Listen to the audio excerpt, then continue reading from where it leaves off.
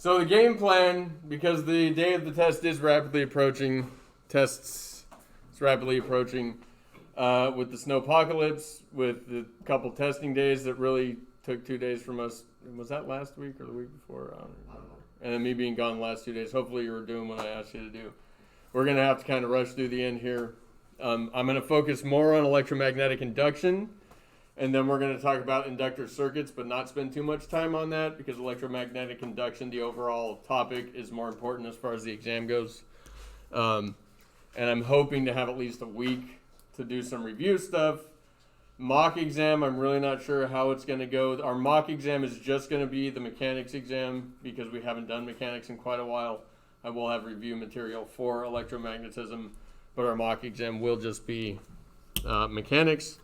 Not really sure when. I would rather do it in class over a couple days, but I just don't know if we're going to have the time to do that. So I'm not really sure how that's going to go. I mean, we could do it on the weekend. You know, I'm willing to, because it's probably the most urgent thing to study for. Do you guys have another mock exam next weekend? Not next weekend. We have one this weekend for government. But not next weekend? So we might do it then. The only thing next weekend, I think, are misfudge review sessions. Okay. Because if we do it next weekend, then we still have some time to do some more review afterwards, which is probably ideal. And that gives me time to grade it and give you feedback. I think I might have one for psychology. What? No, we already did the. Oh, no. Wait. Psych or econ, one of the two. Oh, wait, that's right. Econ's on prom night. Yeah. Oh, right. Oh, that's wonderful. All right, well, let's talk about that later. I'll look up on, we'll figure that out tomorrow, hopefully. But we do need to keep moving, so I'm going to talk about some new stuff. Today we are going to talk about electromagnetic induction. Please know that on the website, and we might, if we have time at the end of class, I might show one of these, because one of them is pretty good. We got a Dan Fullerton video that covers Faraday's law and Lenz's law, which is essentially the law of electromagnetic induction. At the end, he summarizes the 4 Maxwell equations. We're going to get our 4th one today. And then there's a crash course. If you guys ever watch Crash Course, I feel like the electromagnetic induction crash course is pretty good. And for us, we can just replace all the deltas with D's because we do the calculus version, but she talks about the algebraic version. But what's nice about that is it gives you visuals, computer animated visuals. But I will be doing some demos today to just illustrate some concepts. Okay. All that being said, let's talk about electromagnetic induction. So I'm going to write it up on the board. Electro. What's that? Imagine showing up for the first day of college and Dan Fullerton. And he starts class by saying, "Hi, I'm Dan Fullerton." Dan Fullerton is the man. Forever fun. Okay, so recall, and this is what I love about online learning. Recall that when, oh my, come on, you. You don't talk to the online students. No, I'm talking to the camera. Recall that when we run electricity, when we generate an electric current, it doesn't even need to be a loop of wire, just we can concentrate it that way. When I generate an electric current, then we get a magnetic field, right? So we get the magnetic needle to deflect due to that magnetic field. If I reverse the direction of the current, then it goes the other way by the right-hand rule. Right now it's coming through the bottom and coming towards you guys through the bottom and towards me at the top. So in both of those cases, the right-hand rule says the magnetic field should point this way. And when I close the circuit, sure enough, that's what happens. Right? So, again, Ørsted discovered that a long time ago, a couple hundred years ago. And I told you when we talked about that and it wasn't really an experiment, word has it on the streets, that he just noticed that happened when he was doing electrical stuff and he happened to have a compass on his desk. He noticed that happened. But it immediately led people to question whether, well, if an electric current can generate magnetism, what do you think they pondered? Can magnetism create electric current? Right? Oh. So can electricity, or well, they know electricity creates magnetic fields. Can they use magnetic fields to generate electricity?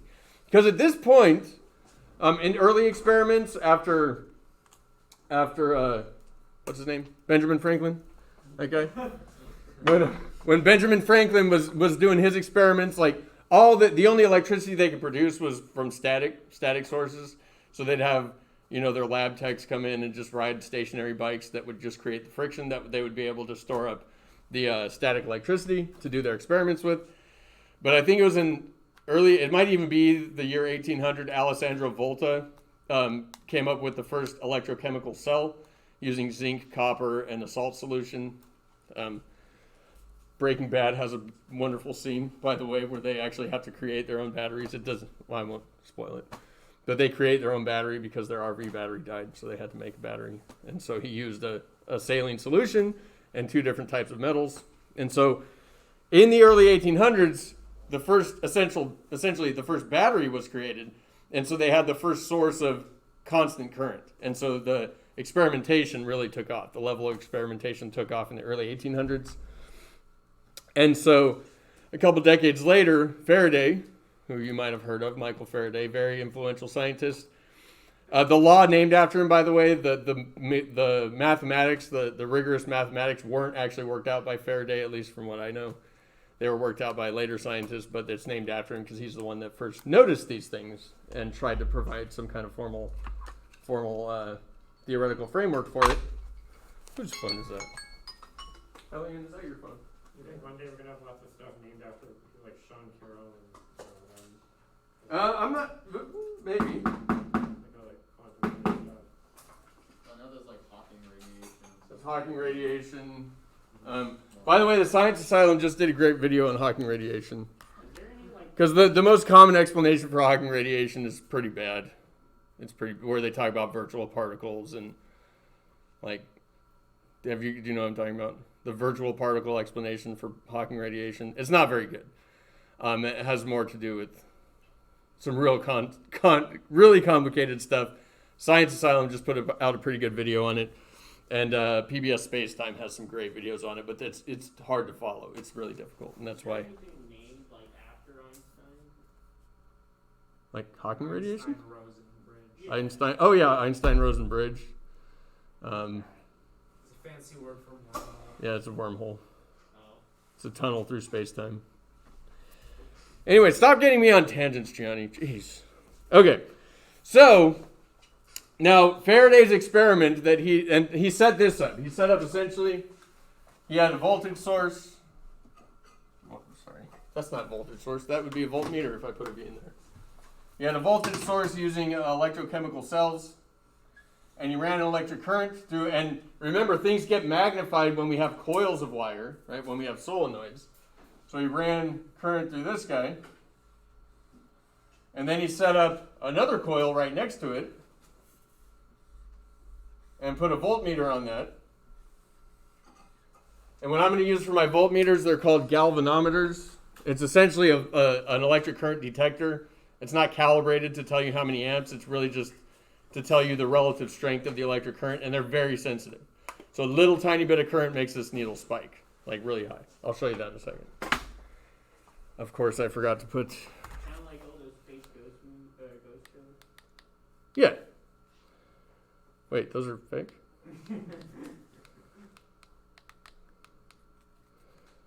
Those guys that use all those fancy detectors that they know nothing about, and they say that they detect ghosts. Yeah. Okay. So he sets up this situation, and then you run some electric current, and then he looks at the voltmeter, or the ammeter. Let's call it an ammeter, because that's more like what I'm going to be using. And let me show you what he saw. So that's his experiment, something similar to that, and I'll show you the different variations that we can have of it. He saw the needle. And so here I have a similar thing, and this is a modern setup for this. This is actually the how a transformer works. If I was to take this apart, let me just show you I'm going to take this apart. Each one of these little boxes here is actually a coil of wire. It's a solenoid like this guy. Solenoid like that guy. Should have just had this unscrewed. All it is a coil of wire here, a coil of wire there. Okay. They're not connected. These guys are insulated, so even if you touch the wires there, they're not going to be able to transfer electricity out of the coils. They're insulated, but they're both put over an iron core. That iron core, whenever you run electricity through one of these coils, the iron core feels the magnetic field generated by the coil. It aligns the magnetic domains like we learned about from Veritasium. And then you get a much more amplified magnetic field in the iron, right? And let me just show you the working of the galvanometer so you know what to look for. So I'm going to run the current straight from, not this guy yet, straight from the power supply into the galvanometer. Can you stop dropping stuff, please, Tim? And So can't believe you've done this. sorry, this is a total juggling act. This is a nightmare. Okay, so there's my galvanometer. I'm gonna turn it on, and this is pretty low voltage. This is like 0.2 volts right here, and the current spiked, right? You guys see the needle move? Oh yeah, Do it again. cool. See it move? All the way to the right. Okay. If I was to reverse the direction of the current, just by changing the direction of the leads, then it goes the other way. We all see that? Trenton sees that? It's hard to see that when you're looking down at your table. What's that? Oh, I see the device. You see the device? Okay. So it's important to see that. Now I'm gonna disconnect that. And again, I got this thing. It's just a coil of wire, right? And it's just got a hook up here so I can easily connect the electricity to either side. And so the only electricity coming from the power supply is going to go through this. It's not going to go through this. The connections here are just to hook it up to the galvanometer. These guys will not be in electrical contact. Okay, they're just going to be on either side of this. This is how a transformer works. You have an iron core and you have two different coils of wire. What makes them different? The number of coils around them. These are the types of devices that are used to take the really high voltage electricity from power lines to lower voltage when it goes into your house. Okay. So now what I'm going to do, and that's something we don't really study in AP Physics C, but the equivalent class to this in college you definitely will. And so now I'm going to run electricity through, and I can show you, like electricity is going through now. You can't really tell, but I can show that I have a magnetic field generated, right? And so if I was to turn it off, the electricity, then the paperclip falls down. So I know that there's electricity going in through here because I created an electromagnet. So I'm going to keep that electricity on. We know that the electricity is on because I see the paperclip being attracted to the magnet. Again, when I turn it off, the paperclip falls. So I know that electricity is going through this coil. So we want to see if we're going to get electric current through this guy. Remember, this is a very, very sensitive device, this galvanometer. And when I look, can I create electricity in this coil using the magnetic field generated by this coil? Am I generating electricity? No. I'm not. Bummer. So we don't actually produce electricity. This is not electricity. This is magic. Right? We just use magic. Okay. So that was initially, Faraday set this experiment up, started running some current, and then he looked at the ammeter and realized that I'm not generating electricity with the magnetic field. So yes, I can create a magnetic field using electric current, but it appears that I cannot generate electric current using magnetic field. And then he turned it off. And watch what happens when he turns it off. When I turn it off. When I turn it off, what happened? Oh, it's used as a. It's spiked. It spiked, and then went back down to zero, right? It's like. Paperclip fell, so no more electricity going through it. Now I'm going to turn it back on. Now current is going through it right now. Current is caused by changing magnet. Yeah. Whenever you go from zero current to total current, it doesn't happen instantaneously. It happens very quickly, but not instantaneously. So as the current starts, it generates an increasing magnetic field until the current is at a steady rate. When you disconnect the switch, the electricity doesn't shut off instantaneously. It takes a little tiny bit of time. And so as the current goes to zero, the magnetic field then generated by it then changes. And so that means that it's a changing magnetic field. I actually got a little zap there because it's pretty high voltage right now. So it's a changing magnetic field. Okay. Again, it was much more subtle when Faraday did it because he didn't have these nice, well-machined coils of wire. This guy's got 3,200 turns of wire on it. This guy's got 1,600 turns. So if you have current coming in here, 3,200 turns, and out here, 1,600 turns, that would be a step-down transformer, and you actually take high voltage and create lower voltage on the other side. Would you just create half the voltage? What's that? Or is it a little bit more complicated? Say again? Would you just create half the Yeah. voltage? Yeah. Double the current, right? Yeah. Then you get more current too. So again, maybe we'll get into that if we have time, but probably after the AP exam because that won't be assessed on the AP exam. Okay. So it's a changing magnetic field creates electric current in the right situation, right? In situations like this. Faraday's generated current was pretty small. Wasn't that big at all.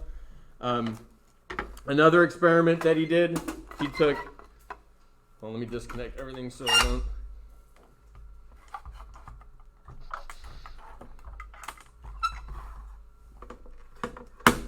He took a coil of wire, and I put a piece of iron in there to just generate a larger magnetic field by aligning the domains of that piece of iron. And then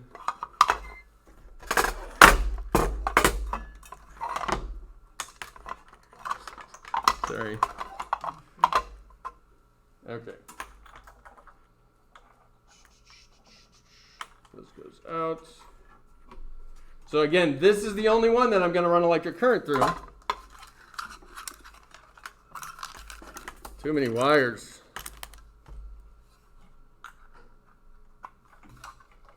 There's there. I don't have it.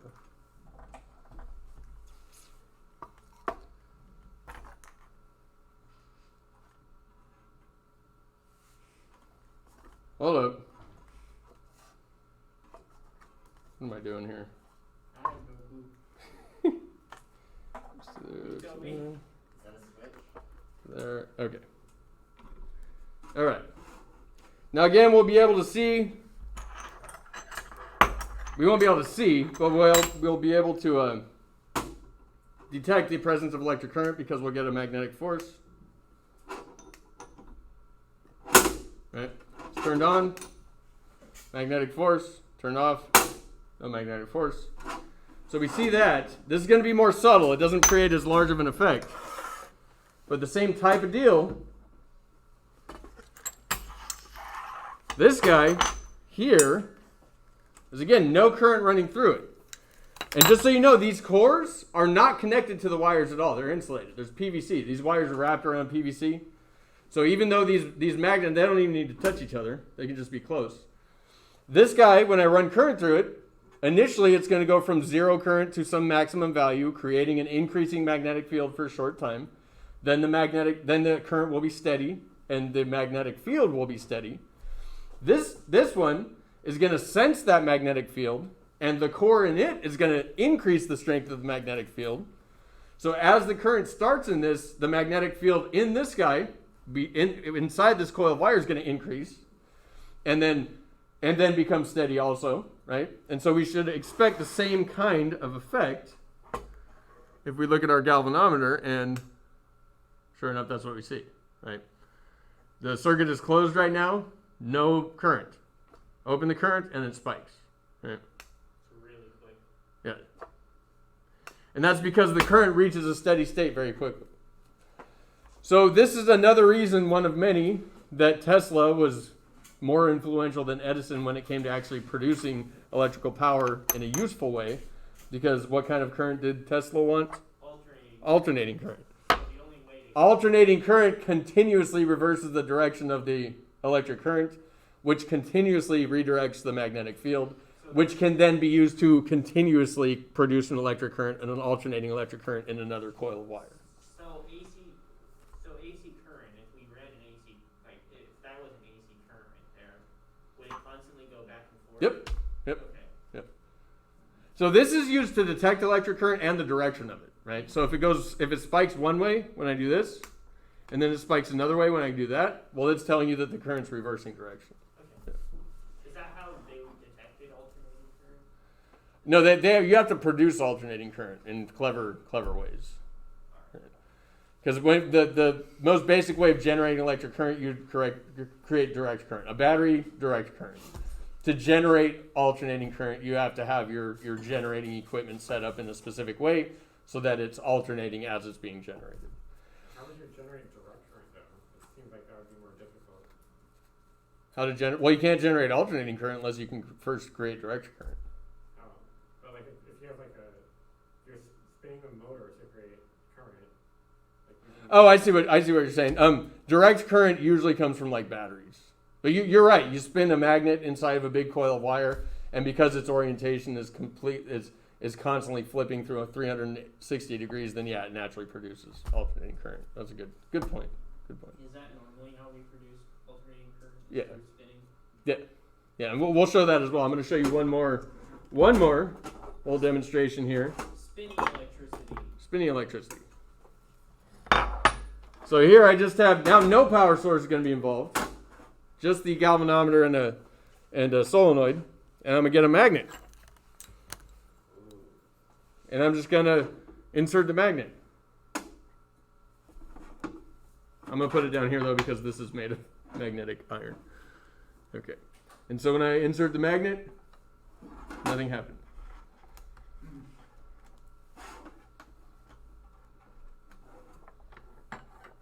What? I hooked this up right? Yeah. Oh my gosh, Gianni, what did you do?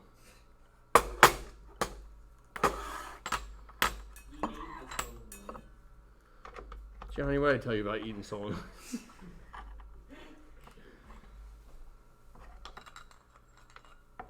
Okay, what's going on here? You ate a solenoid in class? Where's my neodymiums? There they are. Oh. Okay, today. Sorry, those of you at home, I'm having technical difficulties.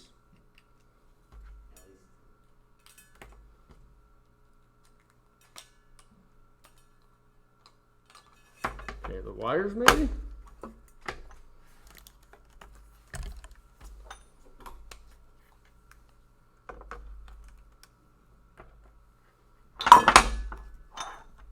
There we go. Okay.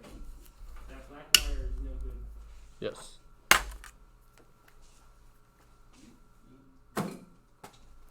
That doesn't get recycled. Uh-oh. Okay. Remind me to get that. So here, take a look at the galvanometer. And I'm just going to take the magnet and put the north pole in first. North pole in first.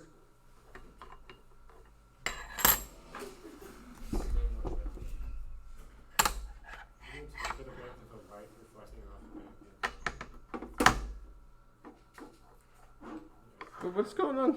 It was just working. The red wire decided to knock. It was literally just working. Oh my, this is like crucial. Is it the galvanometer? No, it just worked. I stole all the magnetism. Okay, let me get Maybe the black wire still works. this wire. This one. It literally just worked. I don't understand what's going on. Sorry, be patient, those at home. It's like I pointed at you. Maybe it's because.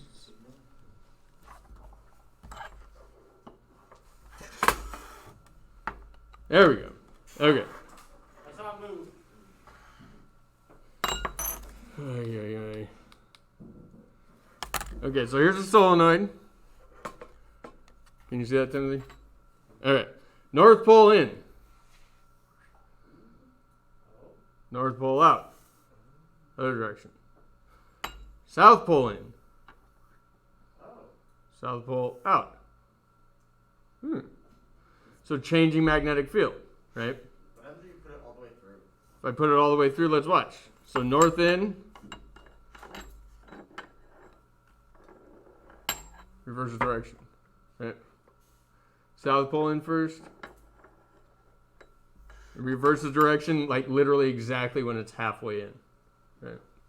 When the midpoint of this guy coincides with the midpoint of this guy. And that's what we'll be talking about the next 2 days. What if you're waving around the outside of the solenoid? Anything happen? Little bit. Not much though. As for reasons that we'll talk about. That have to do with magnetic flex, which you guys watched the video about. Right.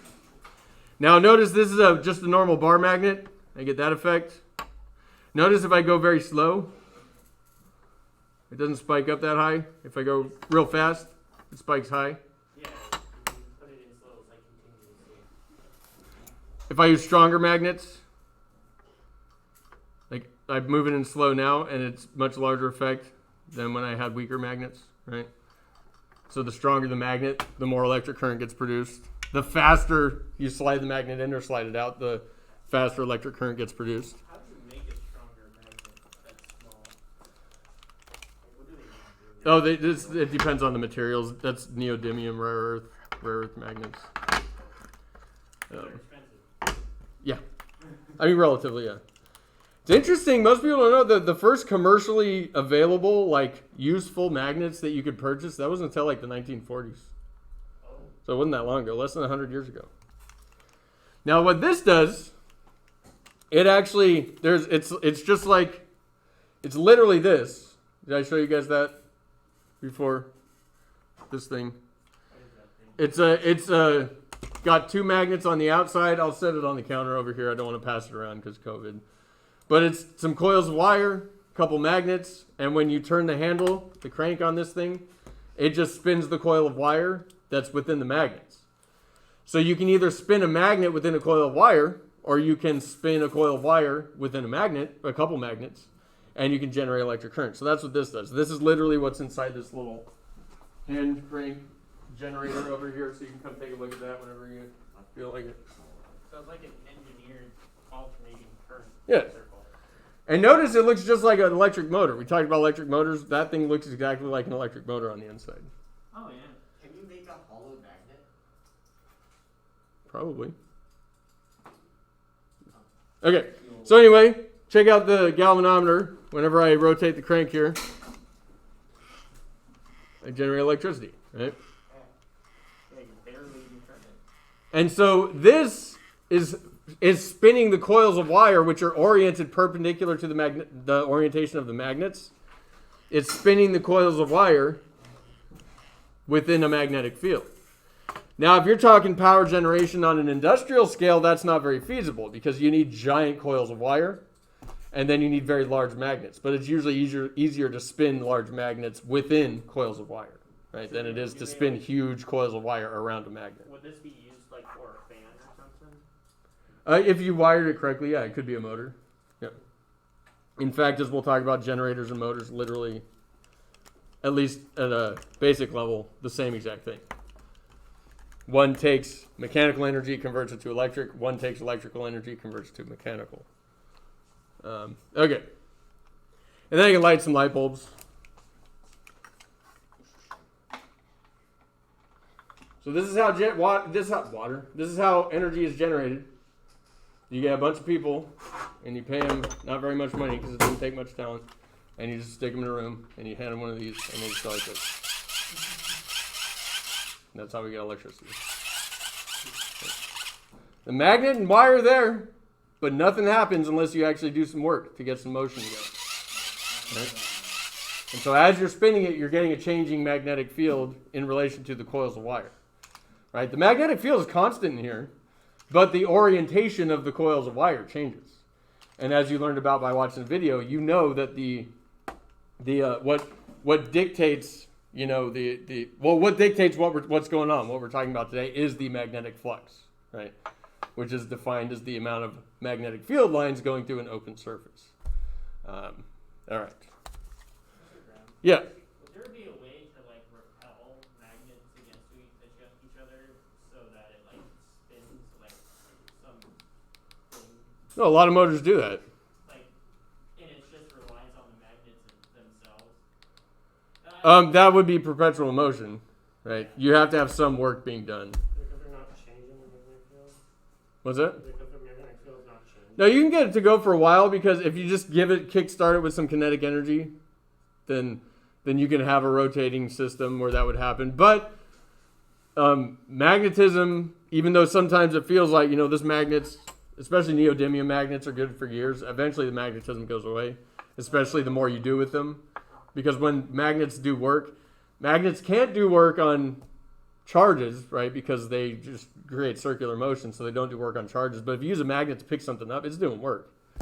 And so that work has to come from the energy stored in the magnetic field. And the more work you do with the magnet, then the less energy it'll have in the magnetic field. And it's yeah. Okay.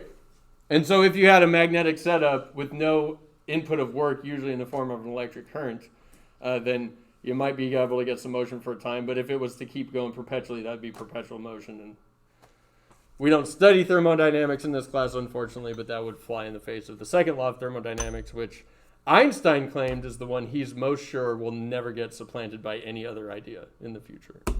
And I don't know if you know about Einstein, but he's a pretty smart guy. So the YouTubers that talk about perpetual motion machines, you can ignore them because they literally don't know anything about thermodynamics. Now that's true. The Earth is flat.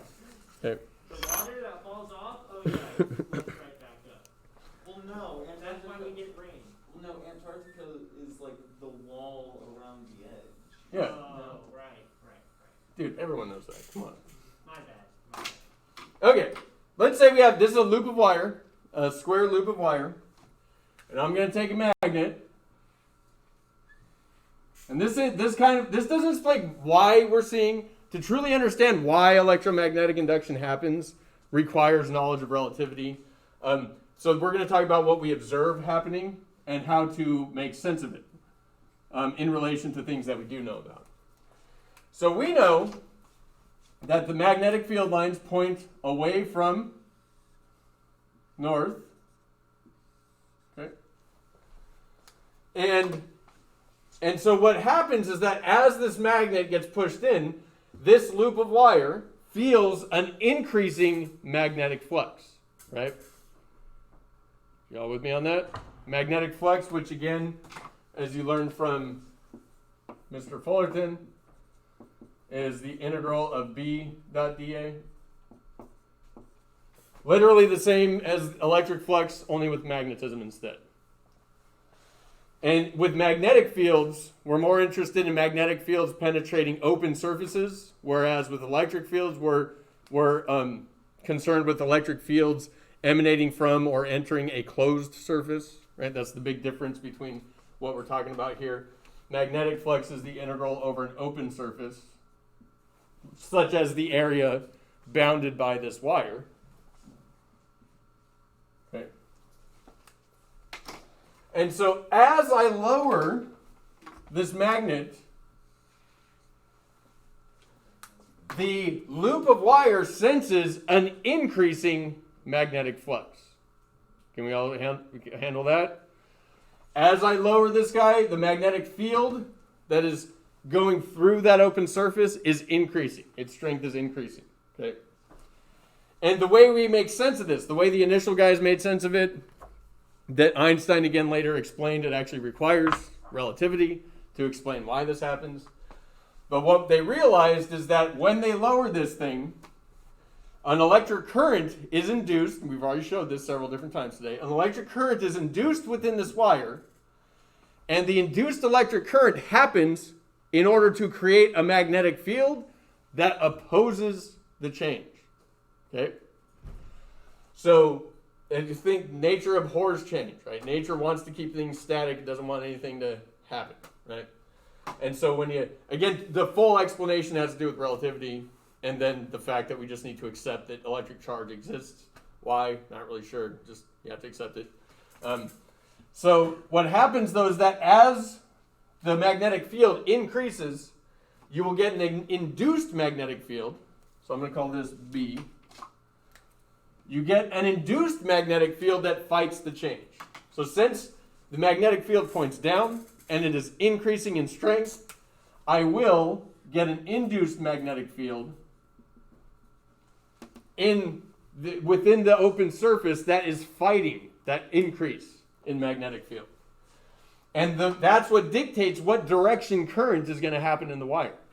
To generate this by the right-hand rule, I must have current going this way, right?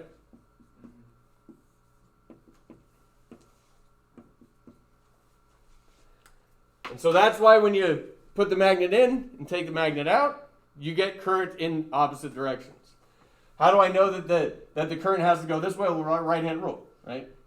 Out here points down, but in the loop it's pointing up for all parts of the loop, right? Does that make sense? Okay. So, and drawing little pictures definitely helps here. Conceptually, what I'm talking about is governed by what's called Lenz's law, L-E-N-Z, apostrophe S. Lenz's law tells us what direction the current happens to flow in response to a changing magnetic field. And so if I was to reverse the direction here, if I was to instead pull that north pole away, then I would have a decreasing magnetic field from the perspective of the open surface bounded by the wire. And since that magnetic field will be decreasing, nature wants to keep it the same, so a current will be induced such that the induced magnetic field will fight that change, right? So Magnetic field's decreasing, so the induced magnetic field gets generated to fight that change. What's that? it's attempting to do work to prevent. Well, it does not necessarily doing, the magnetic field won't be doing work unless it's actually doing work. You just want to think about this in terms, because you're going to get questions where it's like, what direction does the current go if you have a magnet going through a solenoid or approaching a solenoid or something like that?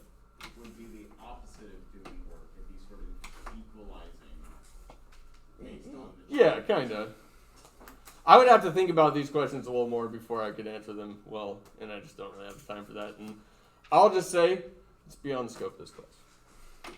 Okay. So to generate a downward magnetic field within this loop of wire, I would have current that would be in the opposite direction, right? It's sort of like, it's like by moving the magnetic field, it's like every action has an equal and opposite reaction. Yeah. So it's like, Does that make sense? Now, if I have a south pole, it's a little trickier to think about, but the same general principles apply. Let's say I have a south pole going down. And this is why drawing little diagrams really helps. Two south poles? Yeah, you drew two south. I thought like Look, it's the first magnetic monopole. We discovered it. Maxwell was wrong. We proved Maxwell wrong. Okay, so, but we know that the magnetic field lines point towards the south pole, right? So would the opposite happen? The opposite would happen. So as the south pole goes down, It's trying to. we can think of the magnetic field pointing in the negative direction, right? But it's still increasing as it goes down. And so we would induce a magnetic field that would point in what direction? That would want to fight that. It would point down. Good, Mr. Cobb. So the induced magnetic field, right? And if I induced a magnetic field that points down, then that would imply a, in this case, clockwise induced current. So you can think of it as I induced as well. So same general idea. It wants to keep that magnetic field the same. So if the magnetic field lines point up and it's moving down, well, it's going to induce a magnetic field in the opposite direction to try to compensate, to try to equalize it out, to try to neutralize it, or keep it the same. Okay. All right. if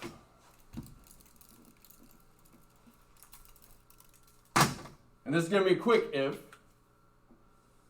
but it will explain a little bit of the magnetic flux stuff. If I had a magnet oriented like this. What? Oh no. Then the magnetic field lines, they curl around, right? We learned that. You got that kind of thing.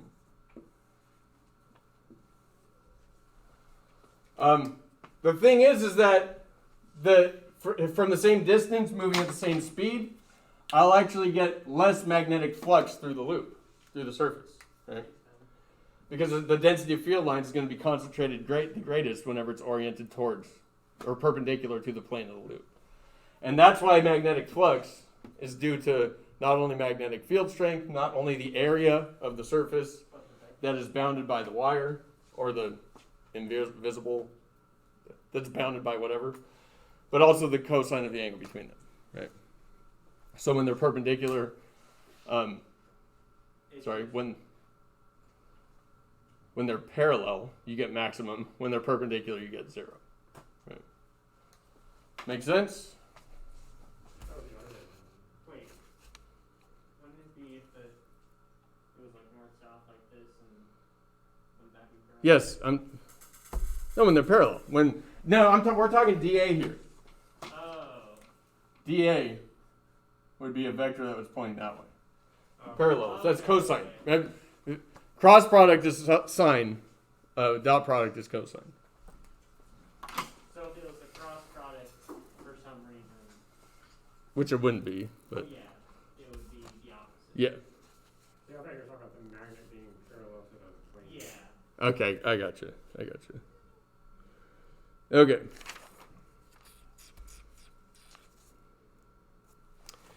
All right, so we'll have to wrap this up tomorrow. But let's say I have a wire. It's some arbitrary shape. And I have a magnetic field that's coming out just within the area bounded by the wire. And let's say this guy is increasing. So it's like a magnet moving out from the other side into the loop. What direction is the induced current gonna be? Counterclockwise? Yeah. Wait. If it's increasing in this direction, the induced magnetic field has to point what direction? Induced will be clockwise. Yeah. What direction will the magnetic field be pointing though? The induced magnetic field. Oh, into the board. Into the board. To fight that increase, right? Oh. So I get an induced, sorry I'm switching colors. I get an induced magnetic field that's into the board, which means that the current generated in that wire would be clockwise. Right? So the current will be clockwise. And I'll end by talking about this. If I look at a segment of that wire, because notice I have current flowing. I have no voltage source, no battery, right? No capacitor with stored charge. I have current flowing through a wire with no voltage source. So this is where we define the induced EMF that is driving this current. And contrary to the current that is driven by a battery or a charged capacitor, the EMF, the induced EMF, is generated within the entire wire. Okay. So we don't have a schematic here where we need to draw a battery or anything like that. We just have an EMF that gets generated inside of the whole wire. Okay. And we can talk about that EMF. Often it does say induced, and we always use the epsilon symbol for induced EMF. And this is one of the, when you get down to the nitty-gritty, this is one of the differences between voltage and EMF. The voltage generated by, say, a charged capacitor, the electric field there that's generating the voltage is a conservative field. The fields and forces involved with an induced EMF are actually non-conservative. And so this is where we do always use an epsilon for the induced EMF according to Faraday's law. And so the induced EMF happens because, again, the changing magnetic flux. Not just a changing magnetic field, because the orientation of the magnetic field is important too. And so the changing the orientation changes the flux through whatever surface we're talking about. So the induced EMF is going to be the derivative with respect to time of our magnetic flux. And by convention, we put a negative in front. And that essentially is what Lenz's law tells us, right? If it's going in one direction, the changing magnetic field, then the induced current will go in a certain direction. If you flip it, then it goes in the other direction, okay? Which means I can write this as the negative derivative with respect to time of the integral over the open surface of B dot dA. This is one way of expressing Faraday's law of electromagnetic induction. There is another equal sign and another term that we'll add here tomorrow. And then we'll move on.